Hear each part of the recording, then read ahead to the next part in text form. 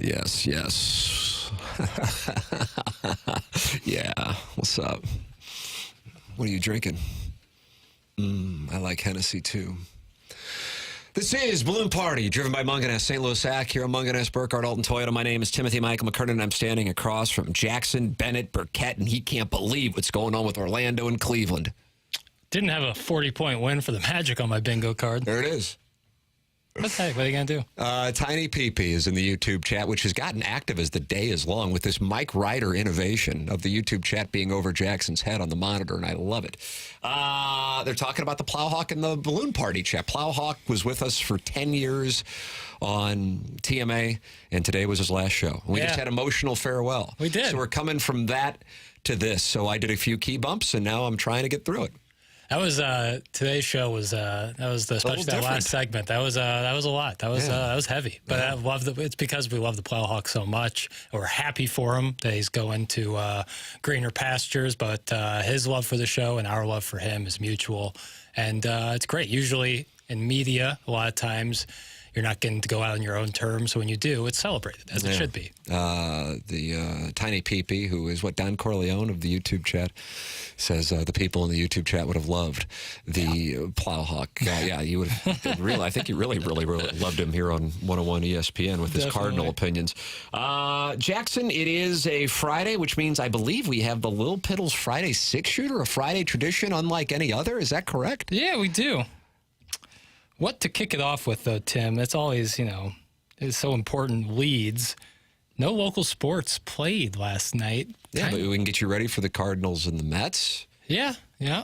Playing in Queens this evening. Miles Michaelis on the bump. Really we're going to go with that. I mean, go with what you think is the lead. I don't. This show's slap and tickle for an hour. It is. Well, the question I have for the lead, I don't want to ask. So I'm just going to start talking about it. Need Miles Michaelis to get going. 1-3. Not going to cut it. You got to, if you can get him going. Hey, you know what? I'm going to kick it off with this. I have another in my little all piddles. Over the place right now, and I don't know what's going on. Hypothetical Odyssey. Oh, I like this. So I have a bunch of those in there, but I'm just going to do one right now. Yep. Do you fear that as soon as the Cardinals' offense gets going, the pitching will begin to falter? I feel like I've seen this movie before. It's interesting because here in St. Louis, I feel like there's a lot of compliments regarding the pitching. I'm not necessarily saying it's wrong, but the perspective around baseball isn't that the Cardinal pitching has been particularly good. ESPN came out with its first 1 month into the season power rankings yesterday. And I'm trying to find them, but I read it yesterday, and I'm just scrolling and can't find them now. But either way, they had the Cardinals, I think, 24th in baseball. And they talked about how everybody knew what the problem was going to be, and the rotation is leading to that which everybody knew was going to cause problems, pitching. I am paraphrasing. Now, of course, here in St. Louis, I think everybody would say, well, we know what the situation is, and it's actually the offense. 100%. But it's not like the pitching has been great. I mean, I think the offense has been so bad, comparatively speaking, the pitching feels like it's been good. Yeah. So I think I do think that the truth lies in between the national and the local opinion, if I'm representing the local opinion, correct? Yeah, I mean, the Cardinals are 7-2 when scoring 4 or more runs in a game, and they are 3-10 when the opponent scores 4 or more runs. So what that tells me is that if the offense theoretically can pick it up just a little, I mean, 4 runs is not a crazy amount of runs to have in a single game, then they will start winning. But my concern is as soon as the offense gets right, starting pitching takes somewhat of a downturn. And I think also we're colored on the starting pitching because of our offseason expectations being very low. And so to come out and be decent. I mean, it'd be tough to say even locally that the starting pitch has been great, but decent, I think, is a fair representation. Decent was on the relative to expectations. Yeah, that's what I would say. And I guess with the writer, and I think it was Jesse Rogers, his point would be, well, the expectations weren't high. You have one guy, and then you have 4 guys, and one of those guys now is already headed down I-55, at least versus where he was at the start of the season. So with that established, I think that is where the premise is coming from. What is the next part of your hypothetical? Jackson Bennett Burkett, actually. If the Cardinals didn't win the 2011 World Series, how different do you think the front office mindset and strategy would be? Oh, Jackson. This is like, this might be a topic for today. because I had it sent to me for QFTA. I don't know how many people in the 101 audience are aware, but Jackson and I do a podcast that is separate from this. Certainly some sports is in there, but mostly nonsense. It's kind of more my speed, to be transparent with you. And one of the, we call it QFTA, questions from the audience. And a question that I received earlier this week, and I'm calling up my email right now, goes to the namesake of this show, not necessarily the namesake, but the person who inspired the title for this show, Joe Strauss, who was a columnist for the Post-Dispatch, but he initially was the beat writer for the Cardinals when he came to St. Louis, and he was the beat writer for the Orioles. I think he and Rosenthal and Buster Olney all worked together covering the Orioles. And Kirkjian was there. Oh, my God. Yeah, I mean... And you think about like how bad that organization had been, right? And what but anyway, so Strauss, and this is the question that I was asked. I'm pulling up the email right now so I can hit the hole on it. But Strauss's contention was, if the Cardinals don't make that run, and not even to the World Series, but just to the postseason, the organization was about to experience major changes, and this guy wanted me to go into it. Here we go. It's called Joe Strauss Theory. We sent this on Wednesday. And you can always email me anything you want. Hate mail's fine. I don't really care at this point. I got a quarter century of calluses. Hey, Tim, we were talking about the Cardinals and their front office and everything today in Dane Perry's Slack channel for his newsletter. Jackson, are you on any Slack channels? No. Is that something that you kind of shook it off like you look down on those who are? That was my read. If I'm wrong, I apologize. It's like a corporate group chat kind of app, and I just feel like there are better ways. It's kind of confusing. And how do you like to communicate with large groups of people?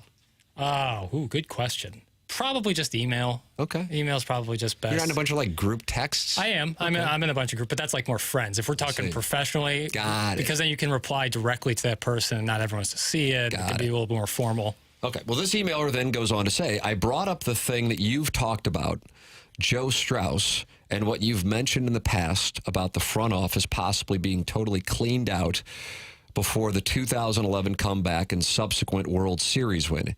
Can you refresh me on the details of that? Was it just a theory? Did he have some details but not enough to do a proper report? Or can you point me to something where you've spoken about it at length in the past? I couldn't find anything. I'm happy to refresh it because it's timely to the question that Jackson just asked here on the Little Piddles Friday 6 shooter. And some of you may have heard me talk about it before, but it is relevant to the question because I think this is maybe the first time since Mike Matheny was fired in 2018 that I think Cardinal fans are wondering if there may be a change, a termination in the near future. Sure. I don't know which direction it would go, but I do wonder about that. I mean, the Cardinals should theoretically have about 9 games here over the next week and a half.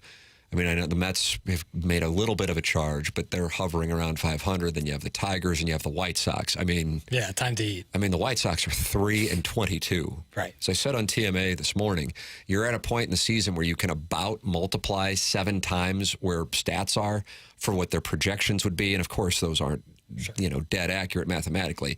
But the math is pretty simple there. The White Sox have won 3 of 25 games. They're on pace for approximately 21 wins. I think they've scored 53 or 54 runs. You think the Cardinal offense is bad? It's scored like 80-something. The White Sox have scored 30 fewer. The Braves do that like in a weekend series. It's unbelievable what's going on with that operation. I mean, holy crap. Now, with that all said, what was Joe Strauss talking about? If you can recall, Walt Jocketty was fired after 2007. The reason Walt Jocketty was fired after 2007, despite being a year removed from a world championship, was because Bill DeWitt, the chairman, did not like the way that he was responsive, or lack thereof, to Jeff Luhnow and the direction the Cardinals wanted to take the organization, being more analytics-based. And And Jocketty was resistant to that. If you look at the way that Jocketty built those successful teams in 2000, 2001, 2002, 2003 was a good team that didn't make the playoffs, 2004, 2005, and 2006, the World Championship season. There was a lot of let's capitalize on teams that are in a payroll pinch, and we will trade prospects for a star. And Bill DeWitt was under the impression that that was not a sustainable method, even though they did do the same thing in 2009, a year or two later, for Matt Holliday. And they wound up doing it again with Arenado and Goldschmidt years later. But with that all said, 2008 was not successful. 2009 was a very good team, but they were swept out of the playoffs by the Dodgers. 2010 was not a playoff season, and 2011 looked like it would not be a playoff season. So to tie it into what Strauss, I believe, knew to answer this gentleman's question, Kyle is his name, but I don't know if he wants his full name out there, so I just always respect that, is that Strauss knew that La Russa was going to retire, whether he knew it in advance or after the fact. I tend to think it was after the fact, because I think if he knew it, I think he reports it. And he would have been a credible source on that. And you then have an organization that was on the precipice of losing the second best player or best player, depending on your perspective. It's like the Tiger Woods, Jack Nicklaus. What's your perspective? Stan Musial, Albert Pujols.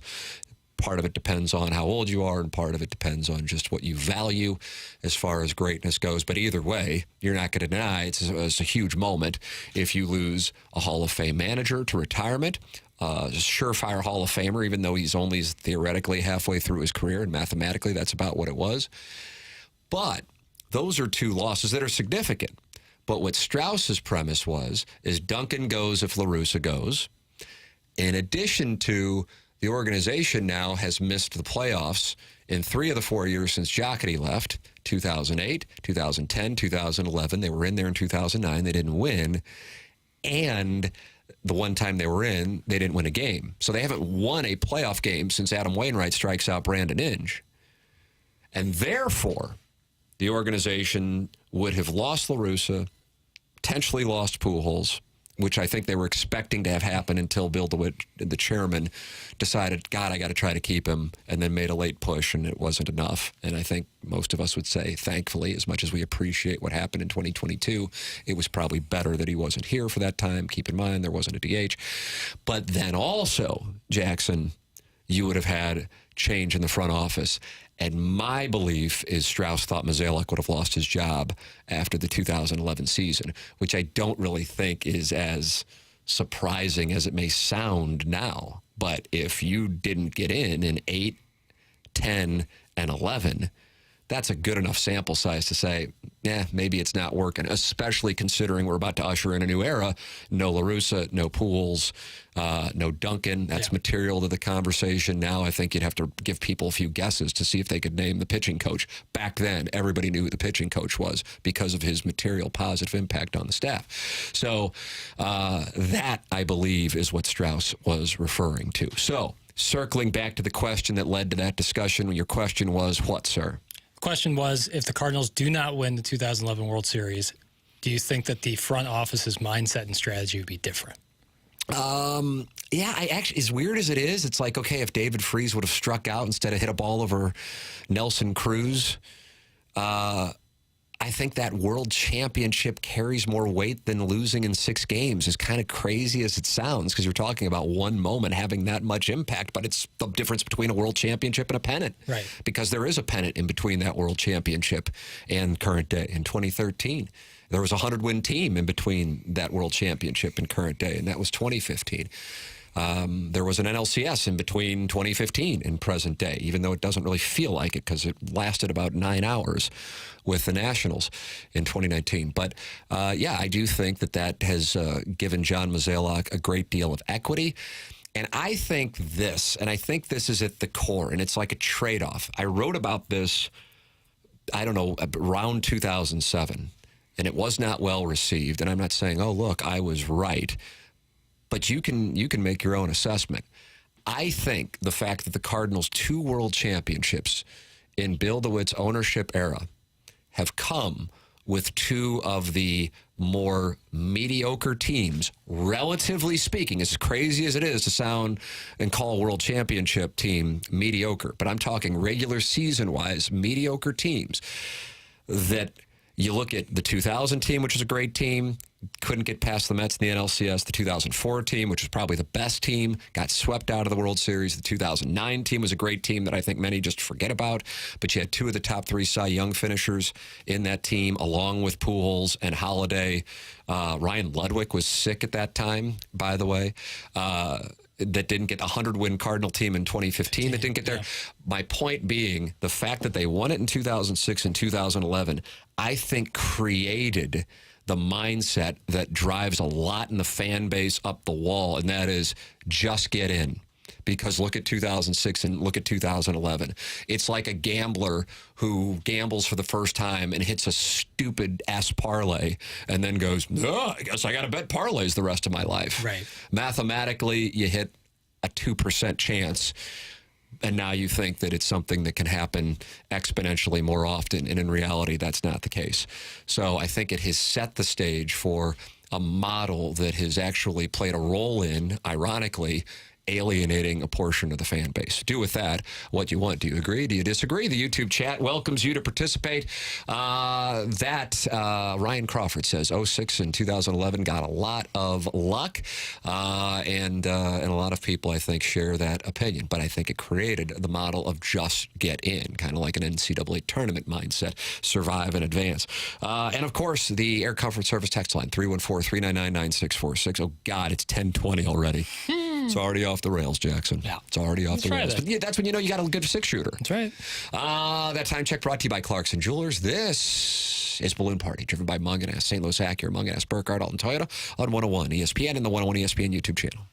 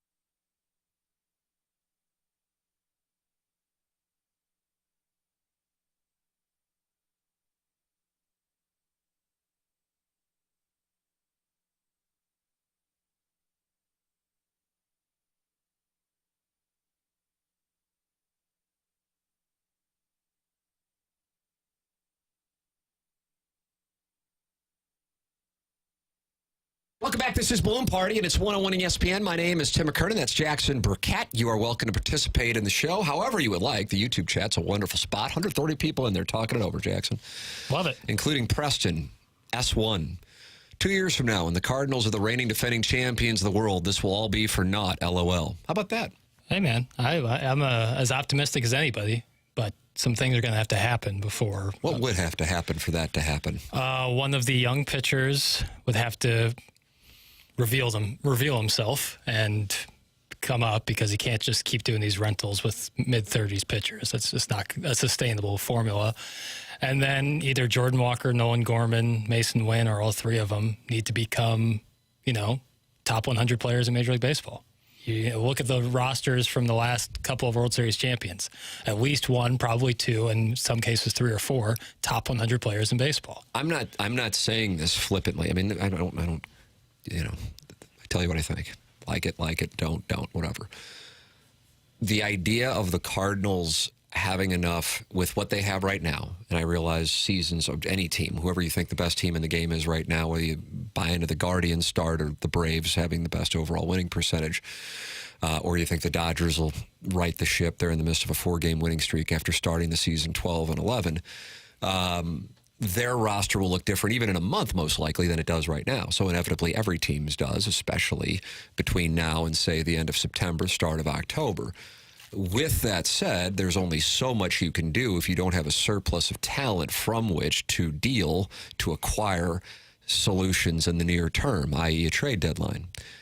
So knowing kind of the allotment of what the Cardinals have as far as surplus from which to deal to acquire solutions in the short term, it is incredibly difficult for me to see this team being a championship caliber team. And I realize plenty of you are going, no S, Sherlock.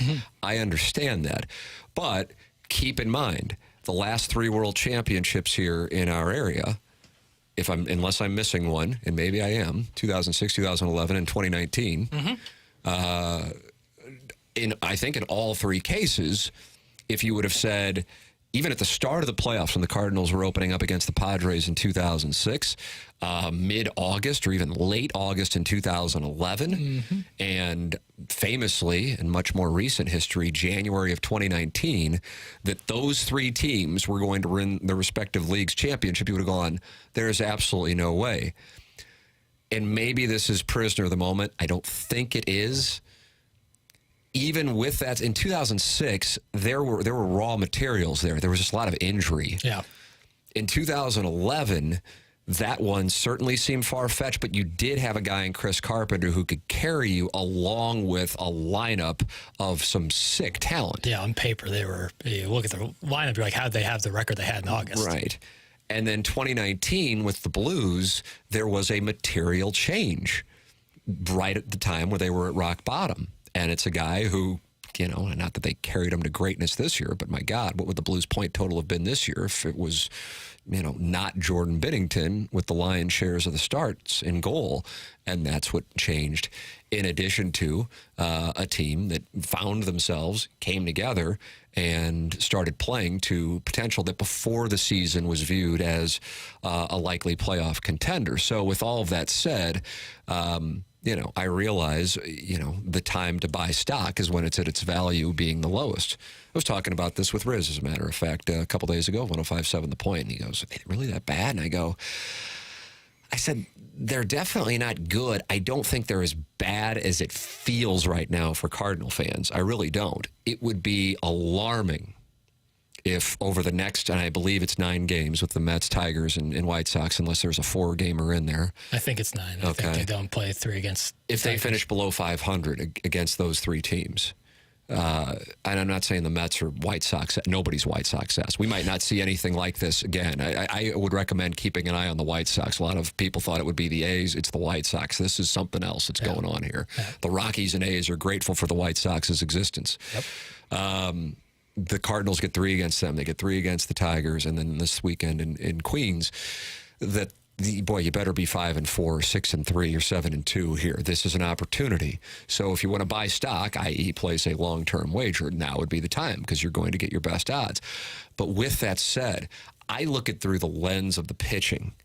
Sure, you have Sonny Gray, But then how else do you visualize getting through it? Now, if you take yourself back to 2011, what Tony La Russa did after leaving Jaime Garcia in too long in Game 3 against the Phillies, and it cost him, and they wound up losing that game and facing elimination in Game 4, which they obviously won, and won the game, famous Roy Halladay, Chris Carpenter showdown in Game 5 to advance to take on the Brewers in the NLCS, is he immediately started pulling the non-Chris Carpenters out of the game, any sign of trouble. So Jaime Garcia going forward, Kyle Loesch and Edwin Jackson were on a quick hook. But that Colby Rasmus trade allowed for them to have bullpen depth that allowed them to bridge it to get to the guy that they were counting on by that time, and that was Jason Mott, who was not the closer at the start of the season. That is not what the makeup of this roster is at this moment. And you wouldn't be doing that in April and May anyway, where you're pulling starters, in the third inning. But overall, that is who's the two starter? Has not made himself available. You might go Kyle Gibson. He's got one really bad start. But if you did get a chance to follow that game on Wednesday, and I don't know how many people really did, it was a day game. But holy crap, he was working out of jams left and right. Yeah, I mean, he got out of them, but a lot of weak contact. He was in it. Yep. And he's had some rough ones. Steven Matz has had two bad ones after some good ones to start the season. I feel like Lance Lynn is dancing with the devil every time he's out there. Yeah. So who do you rely on in order to get you there? And that's where I'm coming from. And then the thought process can be, well, they can acquire pitching at the trade deadline, but in order to do that, you have to be able to trade from a place of value to make a seller want to trade that pitcher, who of course has value and therefore has other suitors from other clubs, to your franchise. And I just don't know where that's coming from right now. You see what I'm saying? Like, where is that young value, whether it be pitching or hitting, on this club in this organization where they're dealing from a place of surplus? One of the default positions to take is that the Dodgers are doing what they're doing because of their money. That is in part accurate. But if you look up and down the successful run of the Dodgers, and I think they would probably say it should have been more successful than it's been so far, considering the run it's been with only one world championship in the abbreviated season of 20, a lot of those guys are homegrown. Now, don't get me wrong. You have the Ohtani, Yamamoto, will acquire Betts, will acquire Freeman. So don't get me wrong. I'm not saying that this is apples to apples with the Cardinals at all, but they have had a lot of success with scouting. Matter of fact, I had a listener send me a roster of current Major League players who were with the Cardinals. Oh, I almost and I will reveal it to you on the other side of the break, brother. We've always talked about doing it. We didn't do it. An audience member did. And I will have that for you on the other side of the break. Dig in. It's next on Balloon Party.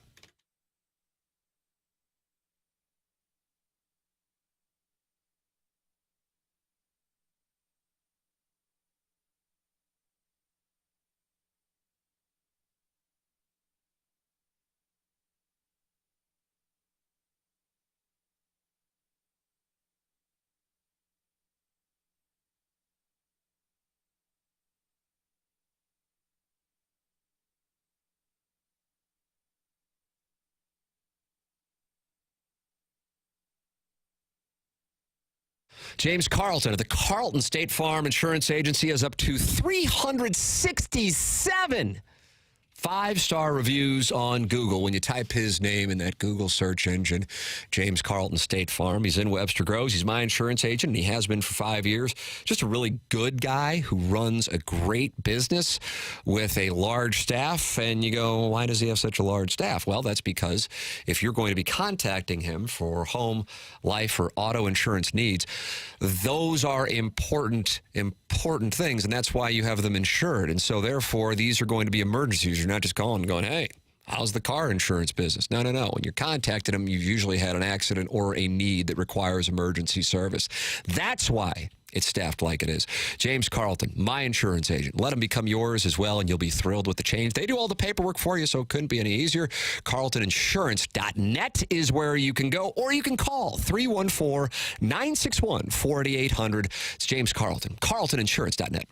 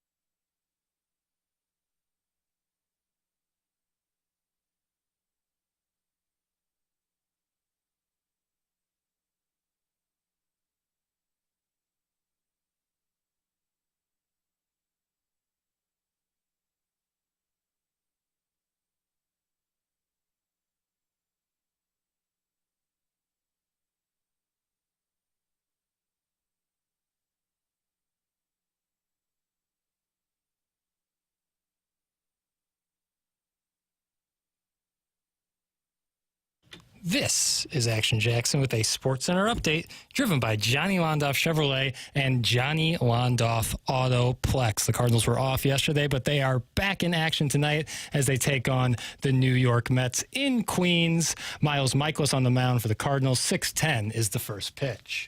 And last night in the NBA, the Nuggets defeat the Lakers 112-105 behind a 24-point effort by Nikola Jokic. That makes that series 3-0 in favor of the defending NBA champion Denver Nuggets. That was another SportsCenter update driven by Johnny Londoff Chevrolet and Johnny Londoff Autoplex. See them at londoff.com. Chevy, together we drive. Are you kidding me?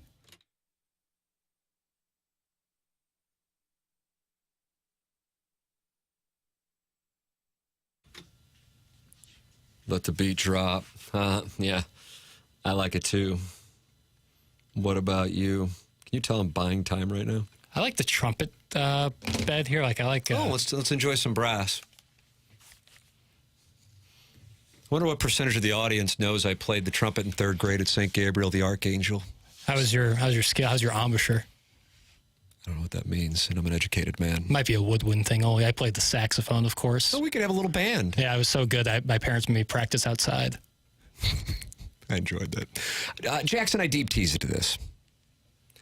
An audience member, I don't know if it's TMA or Balloon Party or Tim McKernan Show podcast, hell, I don't know, but it doesn't matter, sent me this, DM'd me on Facebook, and sent me a roster that he built of former Cardinals in the major leagues, and then said, decide which team you would rather have.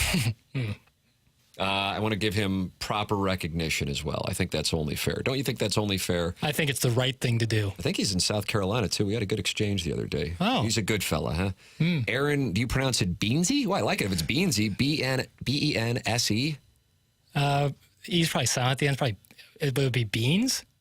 I had a buddy in college named Beans. Good guy. Wasn't there a guy in Sopranos named Beansy? Beansy, yeah. Well, yeah. So this might be him. Richie Aprile and him had a tough conversation. They did, very Veal Parmesan sandwich. Tough talk. Yeah. Tough talk. Oh, yeah. Ladies and gentlemen, courtesy of Aaron Beansy. Your thoughts.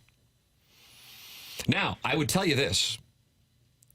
The infield isn't going to really be overwhelming. I think it's clear you would rather have the Cardinal infield, although the dollars associated with the current Cardinal infield, and the production wouldn't necessarily excite you at the corners. At the moment, I still think that there's a good chance that we're going to see substantial improvement there. I don't know if it's going to be 2022 caliber improvement.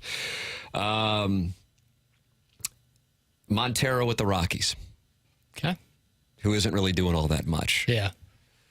Sosa, you remember him? Yeah, Lindo. Shortstop. He has got him at second. Okay. Ramon Urias or Paul DeYoung at short. Probably Urias. So you kind of get the idea. Yeah. He's with the Orioles, for the record.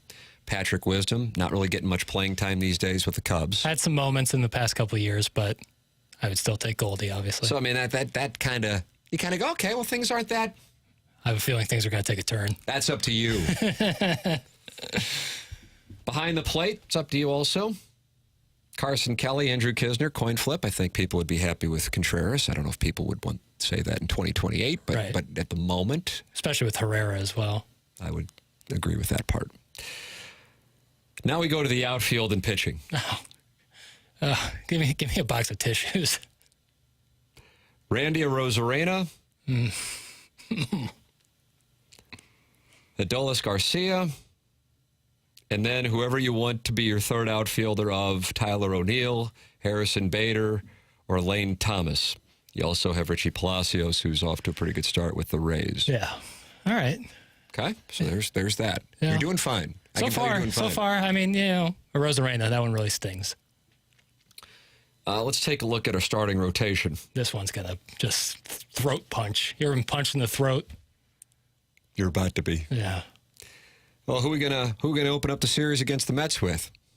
Well, we got Michaelis. We could have Zach Gallen. Yeah. Okay, well, fine. But then who's going to start the second game? Right. Well, now he's not available at the moment. Sure, but Sandy Alcantara. Yeah, he's got some hardware on his shelf. Name one award he's won. Yeah. No, I mean, it's not the Piddles Award of Excellence. Oh, by the way, the DH is Marcelo Zuna. But the Piddles Award of Excellence, of course, goes to... That's what the Piddles Award? It goes to Steven Matz after his performance in the last game. Thank you. That was a nice gesture on your part. Your third starting pitcher is Jordan Montgomery.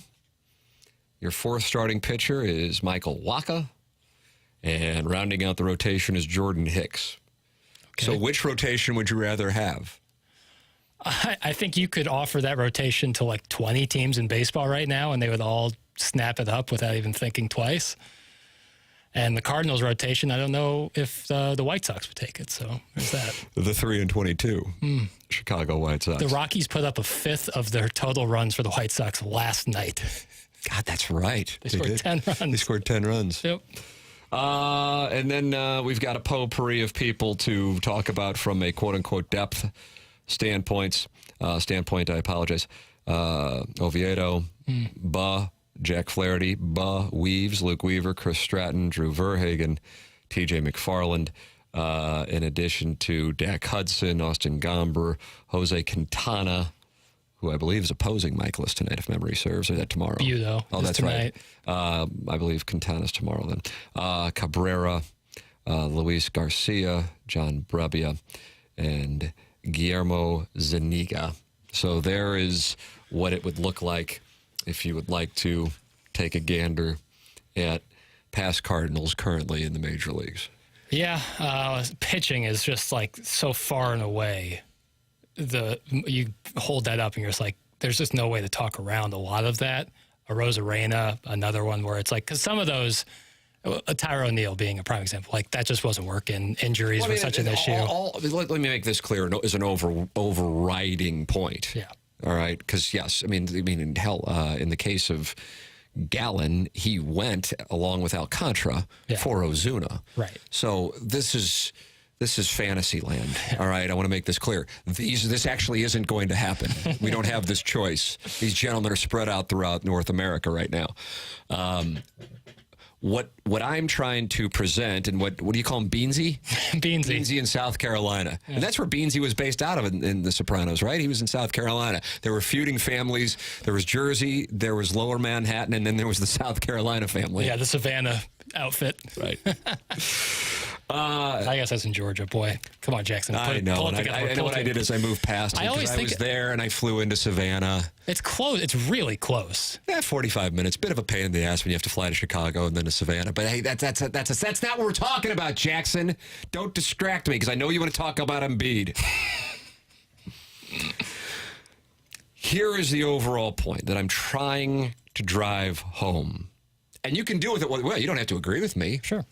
I don't want to say I don't care, but it's just not going to really impact me. And if you do agree with me, that's great. I'm just trying to present this perspective that may not get as much attention. So many of the complaints around the Cardinals, I think at the moment, are about John Mozeliak or Ali Marmol. And I understand that. Mozeliak is the front person for baseball operations. He is, by definition, literally in charge of baseball operations, and you see what has gone on with baseball operations lately, and Ali Marmol is the manager. I understand that, but they don't run the organization. And are we going to blame John Mozeliak or Ali Marmol for Paul Goldschmidt? You can't.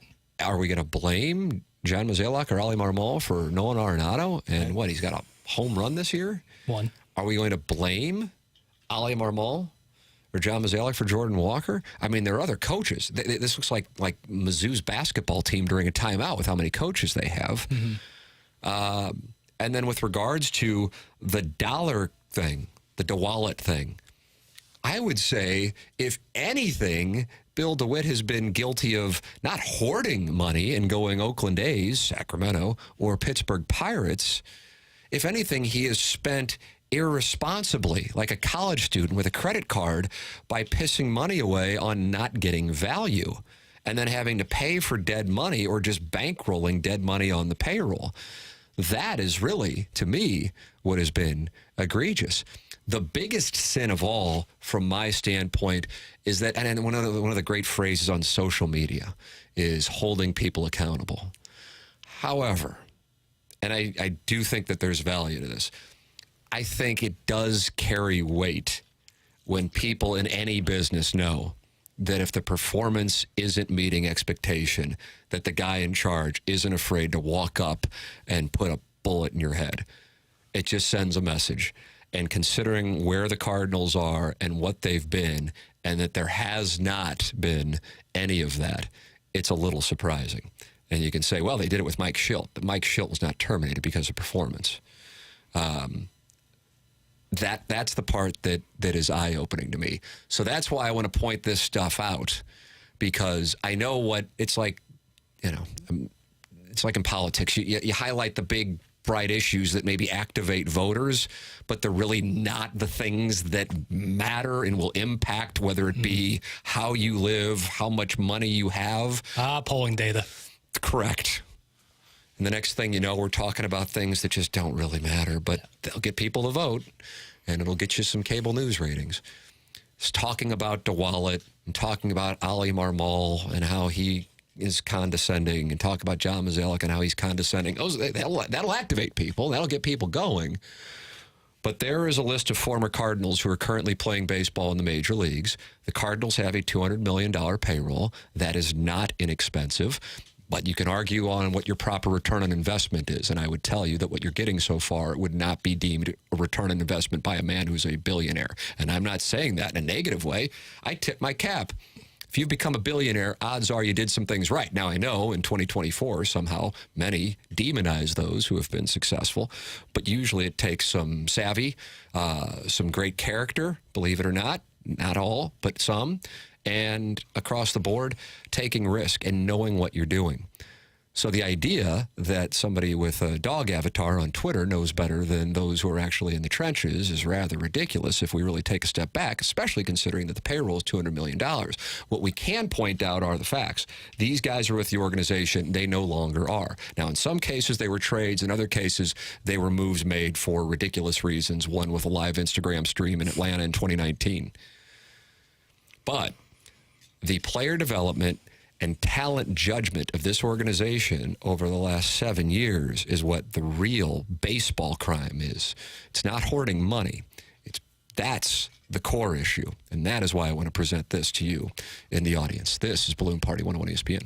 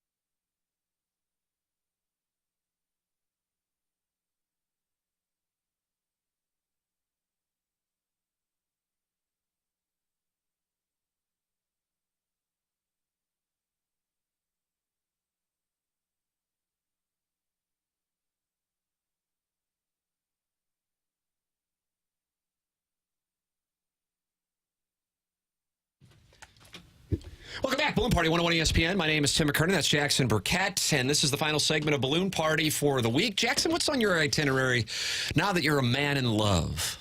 Oh, for the weekend? That's right. Hoping the ball strike today. Alrighty, well, the conditions look like they might be challenging as I gaze to the southwest from my perch in Creve Coeur, also while wearing 6-inch lifts. That's right. So hope to get out today. Tomorrow. Where are you playing? You playing St. Louis again? Gateway today. Public, yeah. But what are you going to do? Tomorrow night, my girlfriend and I are going to Greta Van Fleet at Chaffetz. Really looking forward to that. That's going to be great. Wow, look at you guys. Yeah, really. I love Greta Van Fleet, and I'm very excited. First time I'll get to see him in concert, so very much excited. Wish they were playing some more stuff off the older albums, but what are you going to do? And then Sunday is Sunday's game day. Sunday is Fan Page Club Championship. Well, day. you're right, Jackson. It's the J. Randolph Jr. Fan Page Club Championship. 64 of the best golfers in the St. Louis area, at least with handicaps of 25 or so, will be participating in, I think this is the 8th Jennings Randolph Jr. Fan Page Club Championship. Field of 64 gather, balls in the air at 11:30, and thousands of people are expected to be in the gallery at Gateway National. It's really a who's who of St. Louis area golfers. I imagine multiple satellite trucks out there. I wouldn't be surprised if 101 does some live coverage, or at least... I assume Jamie Rivers will be there following your group. Let's go down to Dottie Pepper with Tim's group, but Jamie Rivers is following Jackson Burkett's. Yeah. I won't comment much during the round. I like to stay locked in. You know, I have some breathing techniques and patterns I like to do. Oh, yeah, 747. Right, exactly. 747's been huge for me. Really making my breath a weapon has really revolutionized my game. So I'll be pretty locked in during, but after, I'll be very affable. You know, I'll talk to the people. You will talk with the people. Sure. You always sign. That's the thing. I know my sons always like to get your autograph. Yeah, I don't personalize. You know, like I'm not going to write a blog on your, glossy, but, I'll sign. That's a gesture. And I put a little heart instead of an O in Jackson. Yeah, I like that part. It's my So if you see any signatures out there that doesn't feature that, it's a forgery. You know that's a forgery. It's a forgery. It's good that people can know that. Get involved on the program, 314-399-9646. Air Comfort Service text line. And, of course, the YouTube chat where Tiny PP, Droid Effects, and is it J-Apple talking? Yeah. Nice people out there. Yeah, they're wonderful people. Balloon Party YouTube chat. 162 people in there talking it over. Love to see it. Come on in and become a friend of the Feather. Jackson, one more question. One more question for you, Tim. Jackson's buying time. One more question. Well, we're going to need a quick hitter. Yeah, I like a quick hitter. Usually about uniforms or something like that. Do you like the Mets uniform, generally? It's fine. It's pretty, lower tier New York sports uniform. Like the Knicks do that color. Rangers. Rangers is the best New York. Knicks close second. Ooh, I'll go Yankees close second. Now you're arguing with yourself. Knicks third. The top three is elite. You go Rangers, Yankees, Knicks. Now a lot of that is tradition, but those are three just outstanding uniforms. Yankees might actually be one. Yeah. I'll go Yankees. Yankees might be one in sports. Yes, I would say that's why I was stunned to hear where you were going with that. I really like the Maple Leafs whole thing. Well, fortunately, they moved to Toronto, so you don't have to worry about them in New York. Certainly not New York. The Devils, and I like the Islanders uniforms. Devils, no good. I don't like the logo. What do you think about that Islanders Hurricane series?